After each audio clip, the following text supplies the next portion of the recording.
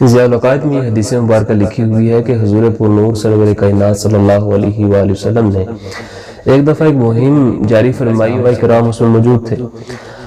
اور ایک جگہ پہ پڑاؤ ڈالا صحابہ کرام نے، تو آپ سب کو بھوک بھی لگی ہوئی تھی۔ آپ نے دیکھا صحابہ کرام نے کہ ایک قبیلہ ہے، بدو تھے وہ وہاں پہ موجود ہیں، اور ان کا ایک سردار بھی ہے ان میں۔ صحابہ کرام میں سے کچھ حضرات وہاں پہ جاتے ہیں اور کہتے ہیں کہ ہمیں بھوک لگی ہے، کچھ کھانے کے لیے دے دو، تو انہوں نے صاف انکار کر دیا کہ ہم نے تم کو کچھ بھی نہیں دینا ہے کھانے کے لیے۔ خیر وقت گزرا، واپس چلے آئے، اور رات کا ایک پہر تھا کہ ان کا جو سردار تھا اس کو ایک بچھو نے کاٹ لیا۔ اب شدت تکلیف کی وجہ سے ان کو یہ پتہ چلا کہ جو قافلہ ہمارے پاس رکا ہوا ہے نزدیک ہی، یہ مسلمانوں کا ہے اور یہ دم وغیرہ کرتے ہیں، اور وہ پھر اس مسئلے کے حل کے لیے، اس تکلیف کو دور کرنے کے لیے، شدت درد کو ختم کرنے کے لیے صحابہ کرام کے پاس آئے اور عرض کی کہ ہمارے سردار کو ایک بچھو نے کاٹ لیا ہے، ہم نے سنا ہے کہ تم مسلمان ہو اور تم دم وغیرہ کرتے ہو۔ تو صحابہ نے پہلے تو یہ کہا کہ تم نے تو پہلے بڑی بے مروتی کا اظہار کیا ہے، ہمیں بھوک لگی ہوئی تھی، ہم تمہارے پاس گئے، کچھ کھانے کے لیے مانگا، لیکن تم نے صاف انکار کر دیا، لیکن اب ہم دم تب کریں گے، ہم اس بیماری کا حل تب نکالیں گے جب تم ہمیں اس کا معاوضہ دو گے۔ تو خیر طے یہ پایا کہ اگر تم نے دم کیا اور ہمارے سردار کو آرام آ گیا، آرام آنے کی صورت میں پھر ہم آپ کو بکریوں کا ایک ریوڑ دیں گے۔ خیر یہ معاہدہ طے ہو گیا، اور جب صحابہ کرام میں سے ایک شخص گئے اور وہ جا کے جب انہوں نے سورہ فاتحہ پڑھ کے دم کیا، تو اللہ جل شانہ کے فضل و کرم اور احسان سے جو تاثیر تھی سورہ فاتحہ کی وہ ظاہر ہوئی، اور اس شخص کو آرام آ گیا، اور پھر اس وعدے کے مطابق انہوں نے بکریوں کا ایک ریوڑ صحابہ کرام کے حوالے کر دیا۔ لیکن صحابہ کرام نے اس کو استعمال نہیں کیا کھانے کے لیے، بلکہ جب وہ مہم مکمل ہوئی، وہ سفر مکمل ہوا، تو اس کے بعد جب صحابہ کرام واپس آتے ہیں، حضور نبی مکرم سرور کائنات صلی اللہ علیہ وسلم کی بارگاہ میں حاضر ہوتے ہیں، تو عرض کرتے ہیں کہ یا رسول اللہ صلی اللہ علیہ وسلم، یہ واقعہ، یہ ماجرہ ہمارے ساتھ پیش آیا، اور ہمارے پاس اس طرح سے یہ ریوڑ ہے بکریوں کا، تو آپ صلی اللہ علیہ وسلم کیا ہمیں اس کے استعمال کی اجازت مرحمت فرماتے ہیں؟ تو آپ صلی اللہ علیہ وآلہ وسلم نے ارشاد فرمایا کہ اس کو استعمال کرو، اس میں میرا حصہ بھی رکھنا۔ تو حضور والا پتہ چلتا ہے کہ دم کرنا اور دم کروانا میرے صحابہ اور آپ صلی اللہ علیہ وسلم نے، کیونکہ جس کام میں آپ صلی اللہ علیہ وسلم خاموشی اختیار کر لیں وہ بھی اپنی امت کے حق میں ہوتی ہے، تو ہمارے حق میں ہے کہ ہم دم کر بھی سکتے ہیں، کروا بھی سکتے ہیں، اور اس کی بہترین مثال ہمیں صحابہ کی زندگی سے ملتی ہے۔ اور اسی طرح حضرت عثمان بن ابی العاص ثقفی رضی اللہ تعالیٰ عنہ، ضیاء قرآن میں یہ حدیث مبارکہ موجود ہے، مسلم شریف کی حدیث مبارکہ یہ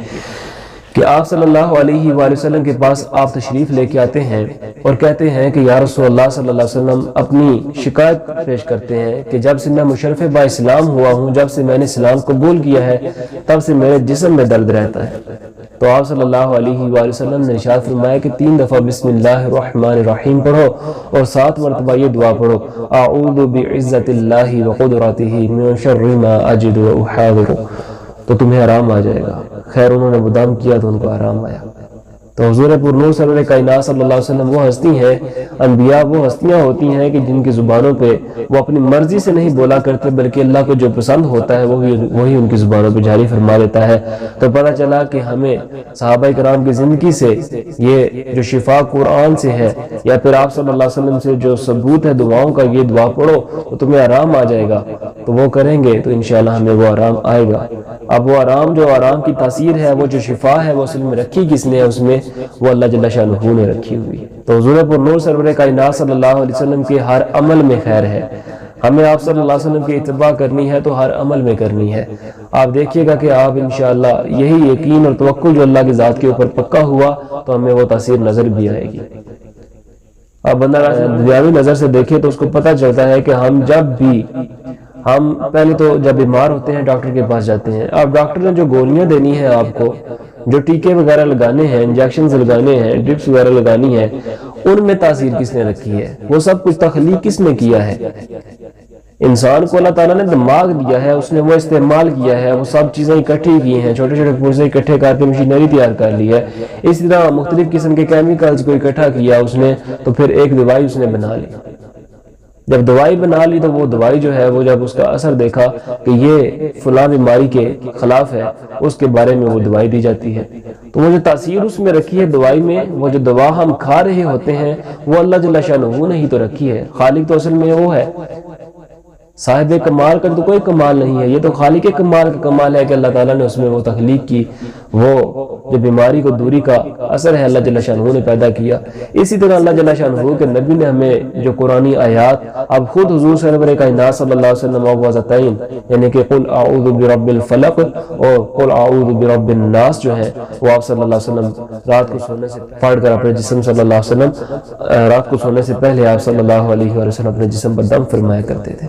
تو پتہ چلا کہ اپنے جسم پر دم کرنا قرآنی آیات پڑھ کے یا دعائے مسورہ پڑھ کے یہ میرے نبی صلی اللہ علیہ وسلم کی اور صحابہ رسول صلی اللہ علیہ وسلم کی سنت مبارکہ ہے۔ تو اللہ جل شانہ سے دعا ہے کہ اللہ تعالیٰ ہمیں جو حضور پرنور سرور کائنات صلی اللہ علیہ وسلم کی زندگی کے اوپر آپ کے اعمال اور افعال اور آپ کی تقاریر کے اوپر عمل کرنے کا حق ہے وہ حق ادا کرنے کی توفیق عطا فرمائے۔ اور خود اللہ جل شانہ نے قرآن میں یہ فرمایا کہ قل ان کنتم تحبون اللہ فاتبعونی یحببکم اللہ ویغفر لکم ذنوبکم۔ اے محبوب صلی اللہ علیہ وآلہ وسلم فرما دیجئے اگر تم اللہ جل شانہ سے محبت کے دعوے دار ہو تو ان نبی مکرم صلی اللہ علیہ وسلم کی اتباع کرو، اللہ تمہیں اپنا محبوب بنا لے گا اور تمہارے گناہ بخش دے گا۔ تو حضور والا حضور صلی اللہ علیہ وسلم کی اتباع ہی میں خیر ہے، آپ صلی اللہ علیہ وسلم کی فرمانبرداری ہی میں خیر ہے، آپ صلی اللہ علیہ وسلم کی پیروی ہی میں خیر ہے۔ اور اللہ جل شانہ نے خود جو یہ فرما دیا کہ جس نے میرے نبی یعنی کہ محمد مصطفیٰ صلی اللہ علیہ وسلم کی اتباع کی، پیروی کی، اس نے اللہ جل شانہ کی پیروی کر لی۔ تو پھر ہمیں ہر کام میں، ہر شعبے میں، ہر اعتبار سے اللہ جل شانہ کے جو احکامات جو اللہ جل شانہ نے نبی مکرم صلی اللہ علیہ وسلم کے ذریعے توسل اور سبب سے ہم تک پہنچائے ہیں، اللہ تعالیٰ ہمیں ان پر مکمل طور پر کامل اور پکے اور حق یقین کے ساتھ اور پورے توکل کے ساتھ عمل کی توفیق اور ہدایت عطا فرمائے۔ آمین۔ وما علینا الا البلاغ المبین۔